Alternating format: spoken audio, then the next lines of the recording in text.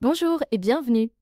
Merci de m'accompagner dans la découverte des actualités du jour. Commençons sans tarder. Première actualité, lors d'une visite au Caire le 7 avril 2025, le président français Emmanuel Macron a exhorté la Russie à cesser les faux-semblants et les tactiques dilatoires et à accepter sans condition le cessez-le-feu proposé par le président américain Donald Trump. Il a souligné l'urgence de cette démarche, dénonçant l'intensification des bombardements russes contre les civils en Ukraine. Deuxième actualité, toujours au Caire, Emmanuel Macron a affirmé que le mouvement islamiste palestinien Hamas ne doit avoir aucune part dans la gouvernance de la bande de Gaza. Il a réitéré son soutien au plan de reconstruction pour Gaza endossé par la Ligue arabe, précisant que le Hamas ne devait plus constituer une menace pour Israël. Troisième actualité, lors de l'émission Les Grandes Gueules du 7 avril 2025, les intervenants ont débattu de la décision d'un maire de s'opposer à l'ouverture massive de kebabs et de barbershops dans sa ville. Cette initiative soulève des questions sur l'évolution du paysage commercial urbain, la diversité des commerces de proximité et les enjeux culturels associés. Les avis divergent quant à la pertinence de telles mesures et leur impact sur la cohésion sociale. Quatrième actualité,